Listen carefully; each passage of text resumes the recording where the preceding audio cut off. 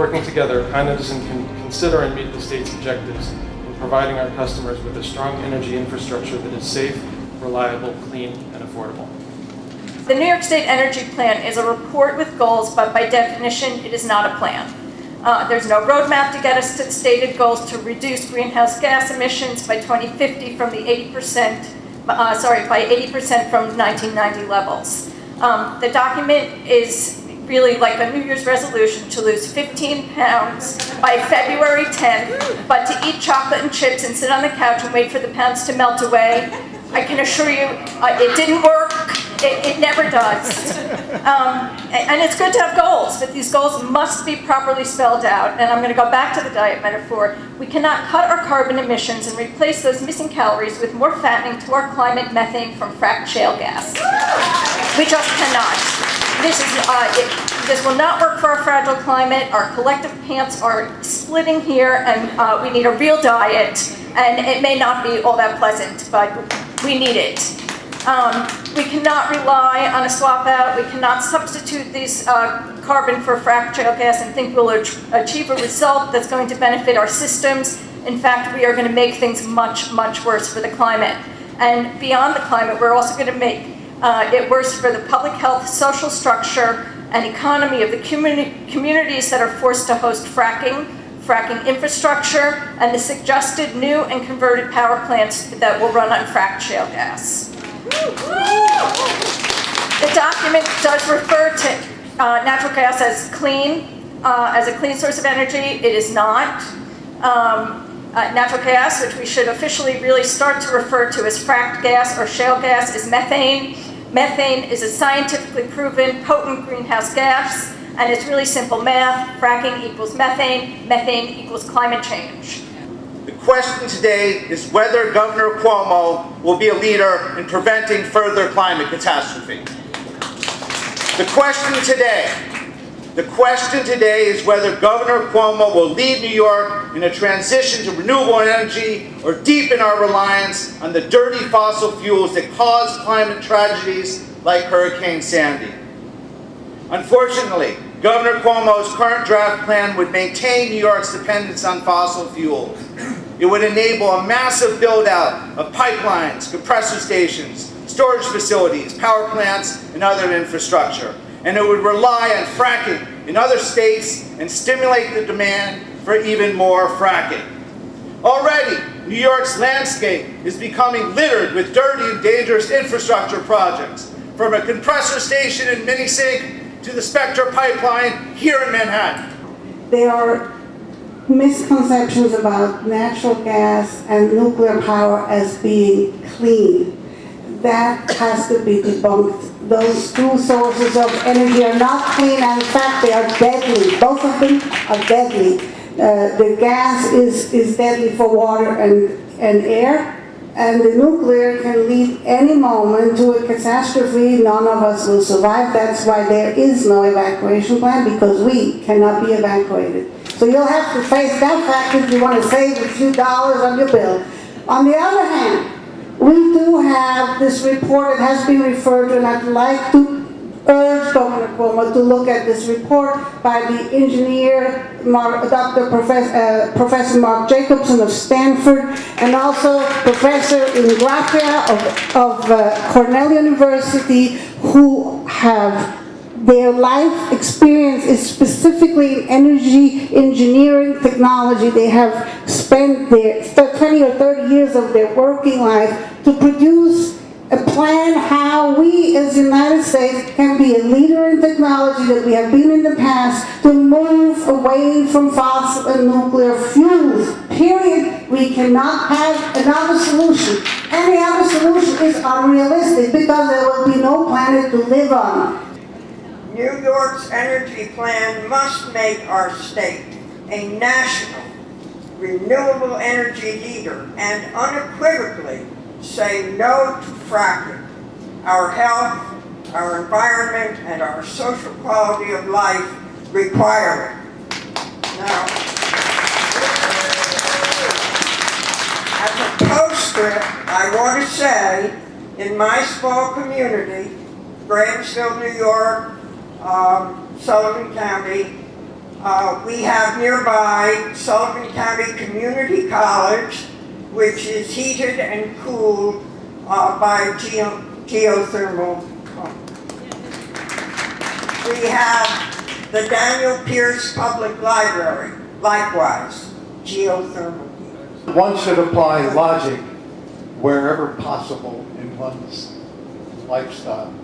So I look at this problem of hydraulic fracturing, and I see not only the problem of releasing methane and the carbon dioxide that's going to be generated by the burning of it, but I'm really fearful of poisoning the aquifer, our streams, our environment, and it's something which cannot be cleaned up by a Superfund cleanup. We can't go back and say, oh, we made a mistake, let's go and fix it.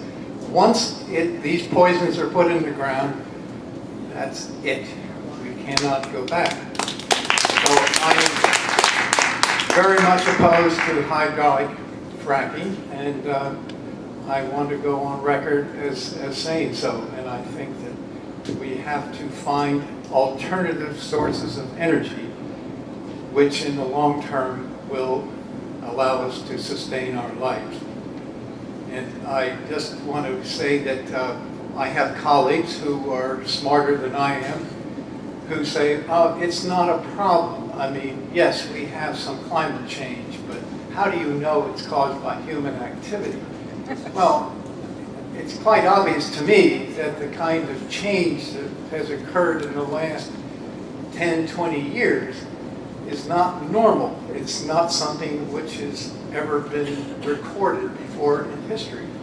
So that we must be responsible for the climate change that is going on, and we must change our ways. New York State must turn away from dirty and dangerous energy and rapidly increase investment in renewable energy and energy efficiency now. The energy plan must commit to extending the state's renewable energy target to ensure that 50% of New York's electric energy reserves come from renewable energy sources by 2025, with a target of 100% renewables by 2035. To accomplish that, the governor's energy plan must commit to doubling New York's land-based capacity and invest in offshore wind this year. Specifically, the state can purchase offshore wind to power Long Island from a project under development east of Montauk Point, and move forward immediately with a project proposed by the New York Power Authority for the New York wind energy area off of the Rockaways. Governor McComo must say no to the proposed Port Ambrose LNG offshore export terminal. New York State must invest in wind turbines, not LNG tankers. This plan cites over-reliance on the expansion of natural gas. However, New York must ban fracking now and must move away from further increased investments in any and all forms of infrastructure, gas infrastructure, in order to protect our families from fracking. Such infrastructure investment only diverts our resources away from where they are needed and sends a mixed message. We must not collude with the notion that natural gas is a clean energy. It is a dangerous and toxic pollutant at every stage of the production cycle, and it contributes to the acceleration of global warming, mainly through the release of methane gas. Not to mention the danger of earthquakes that we've seen in places like Oklahoma. We must recognize that the harms that conversion to natural gas will bring to Minisink, Rwanda, Seneca, Port Andrews, etc., and take steps to move away from that path. Increasing New York's reliance on natural gas commits New York to significant investments in unsustainable gas infrastructure that will lock in reliance on fossil fuels for decades to come and open New York up to the destructive and devastating practice of hydraulic fracturing, which has decimated nearby states. And significantly, it will crowd out opportunities for increased renewable resources, which should be the single-minded focus of our future energy plan. A bold, decisive, and aggressive investment in all forms of renewable renewable energy now will secure our energy future and generate employment in the region. In 2013, Gas Safety Inc. released 2 studies on fugitive methane emissions in Manhattan, commissioned by Damascus citizens. These reports show that Manhattan exists in a cloud of elevated levels of methane produced almost entirely by pipeline leaks. Methane is a greenhouse gas far more potent than carbon dioxide, as you know. Comparable testing in other cities throughout the nation shows similar findings. Emissions were measured using a cavity ring-down laser spectrometer driving over 160 miles of Manhattan streets. The results indicate 8.6 billion cubic feet a year of methane is leaked from Manhattan and lost to the atmosphere. The 2013 Intergovernmental Panel for Climate Change made methane 86 times more potent a greenhouse gas than carbon dioxide over a 20-year period. In global warming terms, Manhattan's yearly methane emissions are equivalent to 14,112,000 metric tons of carbon dioxide. What's that like? It's like almost 3 million more cars in Manhattan a year, or 3.6 coal plants. So what's the downside of taking the risk on natural gas? Enormous. The New York State Energy Plan that we're discussing today states the following: rising atmospheric greenhouse gas concentrations are rapidly approaching the level at which scientists project that severe consequences are likely. Because extreme global warming is a life or death consequence, responsible policy cannot approve natural gas as an energy source. Time to replace fossil fuels with renewables is now. New York State must aggressively transition out of natural gas and other fossil fuels and make a real commitment to renewable energy. How much longer can we survive the self-serving, cost-benefit insanity of the fossil fuel industry and its apologies?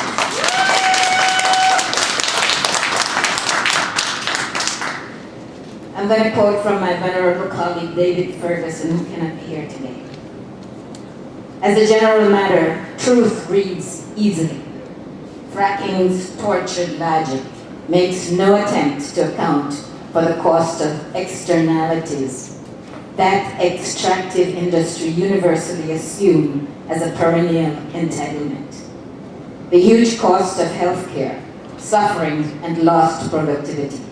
The vast loss in perpetuity of such essential and irreplaceable resources as water. The cost of ruined communities boomed till they bust.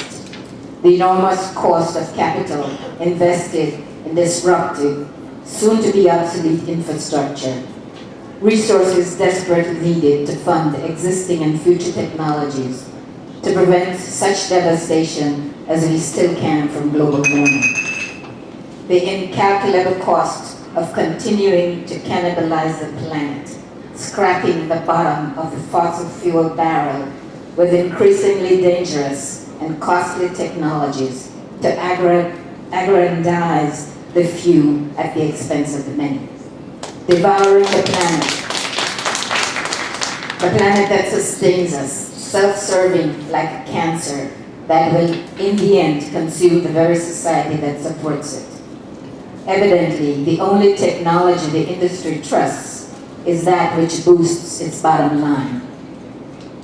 Fracking's trees hardly warrants even the thin veneer of objectivity, decrying subsidies for renewables while soft-pedaling the horrendous subsidies enjoyed by oil and gas, the wealthiest industry the world has ever seen, and citing problems with intermittent renewables such as storage, as if they were insurmountable for a society that cracked the atom and got to the moon and back.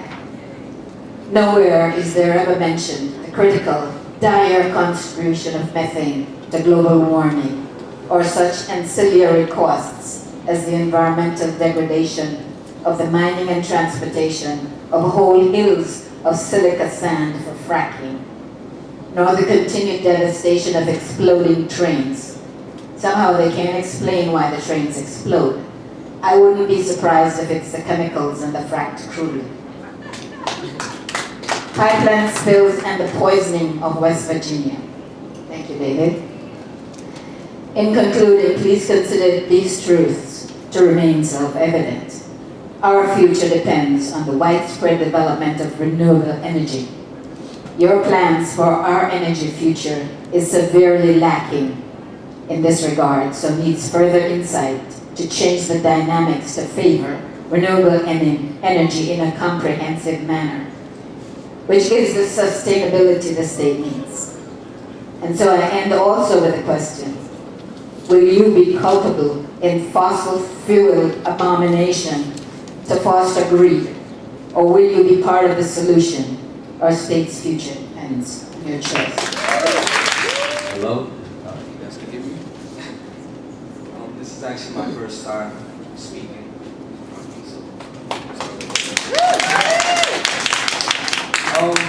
Hello, my name is Francisco Gomez. I'm a student at Birmingham Community College and a Maricopa alumni and an after-school teacher's assistant in elementary school. I came all the way from the South Bronx today to advocate to ban fracking. I traveled all the way to John Jay because I greatly understand that the environment is at stake. It's an environment that we all share. In those states who have nurtured the nation's energy boom, which are Pennsylvania, Ohio, West Virginia, and Texas, has had hundreds and hundreds of complaints about well water contaminations. Oil, gas drilling, and pollution was confirmed in numbers of them. I'm here personally to emphasize that, like everybody else here, I like drinking water. I don't want my water contaminated because I kind of biologically need it as well. To those who might not know about what fracking could do, fracking can make water flammable. I also don't like flammable water. I'm not really fond of it, to be honest. A lot of our consumption is based on water, such as tea and coffee. And I see you guys drinking coffee, I see you guys drinking water. I understand people like their local morning Starbucks coffee hot, but I don't think they want their coffee to be on fire. Another point that I want to make is, let's say the state does let fracking proceed. So let's give the idea fracking proceeds and a disaster happens. Just like West Virginia. Who's going to pay to clean it up? Is it going to be the oil companies, who I believe will gain tax breaks from all this profit, or the taxpayers, which is everybody in this room?